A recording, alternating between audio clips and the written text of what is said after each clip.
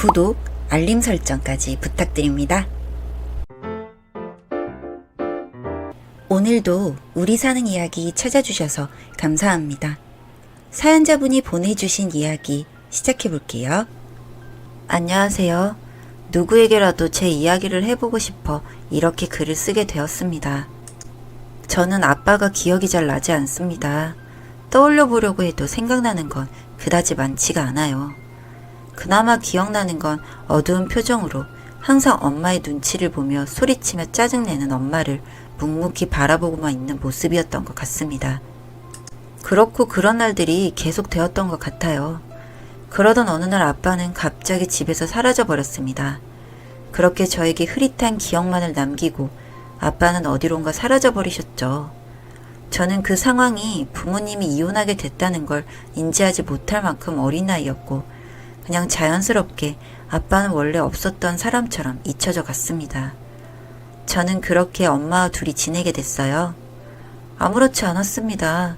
전혀 이상하다고 인지하지 못했고 슬프지가 않았어요. 언제나 그랬듯 엄마는 제 이야기를 들어주시고 제 편에 서서 저의 손을 잡아주시고 달라진 건 없었다고 느꼈으니까요. 하지만 학교에 들어갈 무렵 하나둘 아빠의 존재가 그리고 빈자리가 크게 느껴지기 시작하는 순간들이 늘어났고 그게 남들과 다른 점이라는 것도 인지하기 시작했습니다.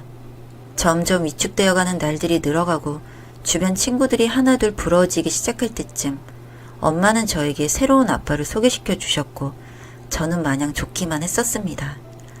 이제 다른 친구들을 부러워하지 않아도 되고 아빠 관련 질문에 큰 소리로 대답할 수 있고 이제 나는 더 이상 다르지 않다는 게 그저 행복했어요.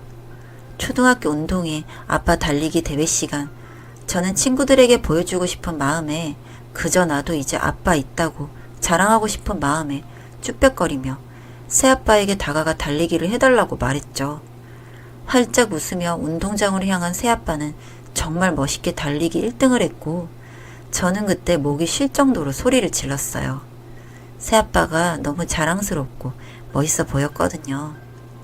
역시나 다음날 반 친구들이 저에게 다가와 너희 아빠 달리기 잘한다고 하면서 부러워하는데 괜히 어깨가 으쓱하고 기분이 좋았던 기억이 납니다.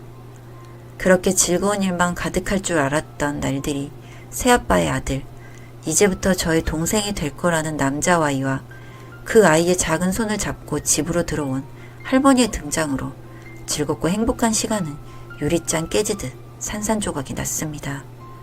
할머니와의 첫 만남을 잊을 수가 없어요. 경멸하듯 쳐다보던 할머니의 눈빛을. 남동생의 작은 손을 누구보다 따뜻하게 잡아주던 그 손으로 날 밀치며 집으로 들어오시던 그날을요.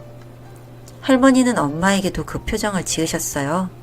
매서운 눈빛으로 엄마를 쳐다보고 차가운 두 손으로 남동생과 저의 사이를 보이지 않는 벽을 치셨어요. 마치 그 벽을 넘으면 마녀로 변신할 것만 같은 그런 모습으로 항상 절 지켜보시면서요. 할머니는 어느새 엄마를 조종하는 것처럼 보이기 시작했습니다. 엄마를 째려보며 압박하면 내 옆에 서 있다가도 남동생 옆으로 가서 서 있고 엄마를 향해 손짓하면 남동생을 안아주며 애써 저를 외면하는 날들이 늘어갔죠. 어느새 새아빠, 할머니가 있을 때면 엄마는 내 편이 아니었어요. 아니 될 수 없다고 하는 게 맞을지도 모르겠네요. 친하게 지낼 수 있을 줄 알았던 건 제 착각이었고 가족은 늘었지만 없는 것과 같았습니다. 아니 없는 것보다 더 외로웠습니다. 어느새 엄마는 이 집안에서 제가 기억하는 아빠 모습처럼 변해버렸습니다. 새아빠의 눈치 보기 바쁘고 할머니의 손짓에 이리저리 움직이는 꼭두각시 같이 말이죠. 엄마는 점점 무기력해져 갔고 그런 엄마를 보며 새아빠는 예전에 엄마가 아빠에게 그랬듯 엄마를 보며 소리치고 짜증내는 날들이 늘어갔습니다. 엄마는 점점 미소라는 걸 몰랐던 사람처럼 시들어버린 장미처럼 말라갔어요. 그저 저는 나로 인해 말이 나오지 않게 엄마에게 피해가 가지 않게 묵묵히 하루하루를 견뎌낼 뿐이었죠. 가끔 새벽에 제 방에 엄마가 조용히 찾아와 제 머리를 쓰다듬으며 눈물을 흘리곤 하셨는데 엄마를 이해하려 해보았지만 그때 저는 엄마를 이해할 수 있을 정도로 성숙하진 않았어요.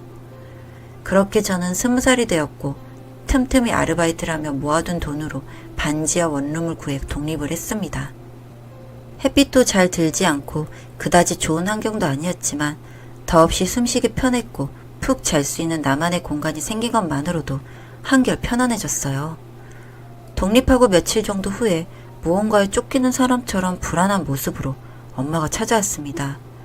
내가 집을 나온 며칠 사이 더 마른 듯한 모습을 하고선 한참을 아무 말 없이 쳐다만 보다가 봉투를 손에 쥐어주고선 옅은 미소를 띄우고 가버리셨죠.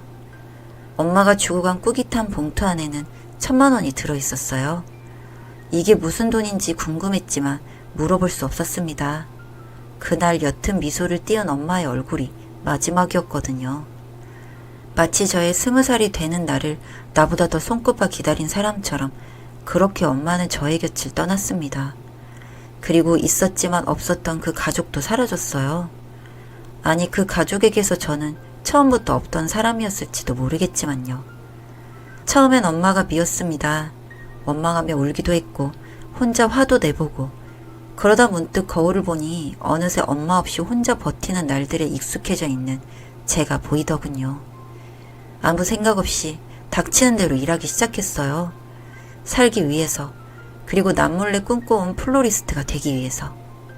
학원 등록을 하고 짬나는 시간에 편의점 알바를 하며 지낼 정도가 됐을 때 편의점 알바 끝나고 집에 오는 길에 항상 생각나는 손님이 생겼습니다. 매일 같은 시간 제가 좋아하는 바나나 우유를 사가는 중년의 남성. 별다른 대화를 하는 것도 아니고 그저 우유 하나 사갈 뿐인데 같은 시간 매일 우유를 사러 편의점에 들려서인지 뭔가 애틋한 눈빛 때문인지 혹시 나처럼 뭔가 사연이 있는 사람인가 싶어 신경이 쓰였는지도 모르겠습니다. 그날은 제가 외부 실습 수업 때문에 알바 시간에 조금 늦었던 날 편의점으로 뛰어가고 있는데 점장님과 그 중년 손님이 편의점 앞에서 대화를 하고 계시더라고요. 가까이 다가갈수록 선명해지는 대화 소리. 제가 신경 쓰이던 손님은 편의점 있는 건물에 건물주시더라고요. 건물주의 취향이 바나나 우유라니 저도 모르게 피식하고 웃음이 났어요. 그 소리에 두 분 대화는 멈춰졌고 어느새 제 옆으로 온 점장님은 건물주에게 으스스히 말씀하셨습니다. 알바생이지만 본인이 엄청 잘 챙겨주고 있다고. 오늘처럼 공부하다 늦는 경우엔 본인이 다 이해해주고 이렇게 나와서 일도 대신 봐주신다며 웃으시는 점장님. 갑자기 왜 이런 말을 하시나 의아해하고 있는데 건물주님께서 잠시 얘기 좀 하자며 편의점 앞 야외 벤치에 걸터 앉으셨어요. 쭈뼛거리며 살짝 거리를 두고 서 있는 저를 향해 이야기를 시작하셨습니다. 잘 지냈냐고 묻지도 못할 만큼 힘들었을 걸 알기에 쉽게 다가가 인사도 하지 못하고 그저 스치듯 보고만 있었다고. 그래도 씩씩해 보여 다행이라고. 이해할 수 없는 말들을 건물주는, 아니 아빠는 천천히 이어나가기 시작하셨어요. 프로그래밍을 개발하던 젊은 날의 아빠, 그 옆을 묵묵히 지켜주던 엄마. 하지만 투자 유치가 무산되길 여러 번. 처음엔 응원해주던 엄마는 점점 지쳐갔고 그 시간이 길어지면서 엄마는 아빠 곁을 떠나게 된 거라고 하셨습니다. 누구보다 엄마가 힘들었을 걸 잘 알기에 붙잡을 용기도 염치도 없었던 아빠는 엄마의 뜻을 따르기로 했고 그렇게 끝난 줄 알았던 투자가 나중에서야 확정이 났고 프로그램 개발이 완성이 되며 금전적 안정을 찾았을 땐 이미 엄마는 재혼을 한 상태여서 아빠가 찾아올 수 없었다고 하셨습니다. 멀리서 보면서도 마음이 너무 아프셨다고 했죠. 그리고 잠시 뜸을 들이시던 아빠는 본인도 새로운 사람을 만나 결혼을 해서 가정을 꾸렸고 지금은 아이도 한 명 있다고. 아빠의 새로운 와이프가 임신했을 때 병원 앞에서 엄마와 잠깐 스치듯이 마주친 적이 있었다고도 말씀하셨습니다. 이야기를 듣고 있는데 화가 치밀어 올랐습니다. 분명 아빠 탓이 아닌 걸 잘 알고 있는데 자꾸 모든 게 아빠 때문이라고 우기고 원망하기 시작하는 내가 밉고 조금 더 기다리지 못한 엄마가 안타까웠고 하루하루 두려움 속에 아둥바둥거리며 살던 내가 이제는 조금은 기댈 수 있는 사람이 생겼다고 안심하고 있는 내 마음이 역겹고 이런저런 모든 감정이 뒤섞여 한참을 울었습니다. 그 후로도 편의점 알바를 계속하며 공부를 했습니다. 물론 아빠의 도움을 받지 않은 것은 아닙니다. 반지하를 벗어나 햇빛이 잘 드는 오피스텔로 이사도 갔고 굳이 알바를 하지 않아도 됐으나 잠깐이라도 매일 아빠와 마주칠 수 있는 공간이라 계속 하겠다고 제가 우겨서 알바를 한 것이죠. 그렇게 계절이 바뀌고 따뜻한 봄이 찾아왔습니다. 그때까지도 엄마의 연락은 전화 한 통도 문자도 오지 않았죠. 조심스레 아빠에게 물어봤어요. 실례일 수도 있겠지만 혹시 엄마와 연락이 된 적이 있는지. 하지만 아빠는 제 질문에 씁쓸한 미소를 띄울 뿐 어떠한 대답도 하지 않으셨어요. 시험도 치르고 합격도 하고 알바는 그만두고 실습을 다니며 바쁘게 지냈습니다. 못 해본 걸 다 해보고 싶은 욕심도 있었고 정말 최선을 다해 배우고 싶었거든요. 가끔 아빠와 외식도 하며 새로 꾸리신 가족 얘기도 간간히 들으며 그렇게 지냈습니다. 평소와 다름없이 아빠와 식사를 하고 있는데 아빠가 편의점이 있는 그 건물을 저에게 주고 싶다고 말씀하셨어요. 새로운 와이프분께서도 동의를 하셨다고. 직접 만난 적은 없지만 아빠를 통해 서로 이야기는 전해 듣고 있지만 흔쾌히 동의하셨다는 게 거짓말 같기도 하고 그것까진 바라지 않아서 대신 편의점 옆 1층에 꽃집을 열어달라고 부탁드렸습니다. 내가 좋아하는 꽃들을 채워놓고 매일매일 예쁘게 꽃을 다듬고 화초를 키우고 내 꿈을 더 키워나갈 공간을 만들어달라고 말이죠. 아빠는 바로 승낙하셨고 얼마 뒤 저는 제 꿈의 공간을 가질 수 있게 되었습니다. 유난히 햇살이 좋은 날 살랑살랑 바람이 향기롭고 괜히 기분이 들뜨는 그런 날 아빠가 꽃다발을 주문하셨습니다. 당연히 그분께 전해줄 거라 생각하고 평소보다 더 신경 써서 만들었어요. 약속 시간에 맞춰 꽃집으로 도착한 아빠는 조금 어두운 표정으로 저에게 말씀하셨습니다. 같이 가야 할 곳이 있으니 얼른 준비하라고. 어디 가는 거냐고 묻고 싶었지만 조급해 보이는 모습에 일단 겉옷을 챙겨 입고 꽃다발을 챙겨 차에 올라탔습니다. 점점 차들은 줄어들고 창밖 건물들은 하나둘 낮아지고 어느새 산과 나무들만 보이는 곳으로 올 때까지 아빠와 저는 아무런 대화도 하지 않고 앞만 보고 있었어요. 요양병원 앞에 멈춰선 차. 멈춰선 차 앞 몸발치 벤치에 앉아있는 낯익은 모습. 자꾸 앞이 가려 눈을 비비고 앞을 다시 봐도 자꾸 차오르는 눈물 때문에 제대로 보이질 않아서 차에서 내려 달려갔습니다. 너무나 야위어서 앙상한 나뭇가지 같은 엄마를 부셔질까 꽉 안지도 못한 채 그저 살포시 엄마 볼 옆에 제 볼을 마주대고 한참을 서 있었습니다. 이내 엄마는 저를 보며 말씀하셨습니다. 엄마는 췌장암 사기라고 이제는 정말 얼마 안 남았다고 하셨습니다. 처음 병을 알았을 땐 희망을 가지고 수술을 해볼 수 있었지만 금전적인 여유도 없었고 시간도 없었다고. 그저 약을 처방받아서 먹는 것으로 버티는 수밖에 없었다고 하시며 저의 손을 잡고 이야기를 하셨어요. 병을 알았을 때 저를 아빠에게 부탁하려 했지만 아빠도 새로운 사람을 만났다는 걸 알게 되어서 그럴 수가 없었다고 하시더군요.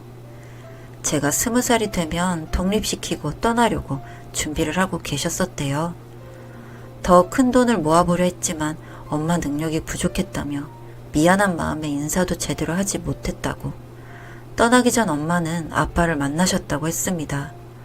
염치 없지만 마지막 소원이라며 저를 잘 부탁한다고 얘기하시고 병원으로 왔지만 이미 너무 늦어버린 후라 이렇게 하루하루 벌받고 있다고 말씀하시며 눈물을 흘리신 엄마가 너무 안타깝고 안쓰러웠습니다. 그리고 이제는 제가 엄마의 눈물을 이해할 수 있는 나이가 되어서 정말 다행이라는 생각이 들었어요. 제가 들고 온 꽃다발을 보시고는 환하게 웃으신 엄마. 제가 알고 있던 엄마의 미소를 다시 볼 수 있어서 저도 모르게 눈물이 흘렀습니다. 그리고 먼발치에서 저희를 보고 계시는 아빠. 전 아빠에게 손짓했어요. 엄마랑 저 사진 좀 찍어달라고 부탁했죠. 셋이 함께 찍자고는 하지 않았어요. 아빠의 새로운 그분께 신뢰되는 행동이니까요. 지금은 가게 문을 잠시 닫아두고 아빠의 도움을 받아 병원 근처 시골집에서 엄마와 함께 지내고 있습니다. 요즘 엄마가 저를 매일매일 너무 자주 안아주고 화장실 갈 때 빼곤 계속 손을 잡고 있으려고 해서 귀찮아 죽겠어요. 아무래도 그때 제 손을 잡아주지 못하고 안아주지 못한 게 너무 미안했고 지금도 미안하신가 봐요. 저는 이제 괜찮은데 엄마는 아직도 마음이 쓰이시나 봅니다. 최근 들어 엄마의 통증이 심해져 놀랄 때가 늘어가고 통증이 오는 주기도 짧아지고 있어요. 엄마와 나의 즐거운 시간도 얼마 남지 않았다는 걸 뜻하는 거겠죠. 하지만 그런 거 생각하지 않으려고요. 또 언제 통증이 오나 매일 그것만 생각하고 두려워하고 있진 않으려고요. 그냥 지금 순간을 엄마와 함께 하늘을 보며 이야기하고 들꽃을 보며 웃고 손을 잡고 걷는 순간순간을 기억하려고 합니다. 소소하지만 하지 못한 게 너무나 많았기에 엄마에 대한 기억을 가득 채워보려고 합니다. 내일은 제가 먼저 엄마의 손을 잡아보려고요. 내일은 제가 먼저 엄마를 안아주려고요. 내일은 제가 먼저 엄마에게 사랑한다고 말할 거예요. 사연은 여기까지였고요. 우리 사는 이야기 시청해주셔서 감사합니다.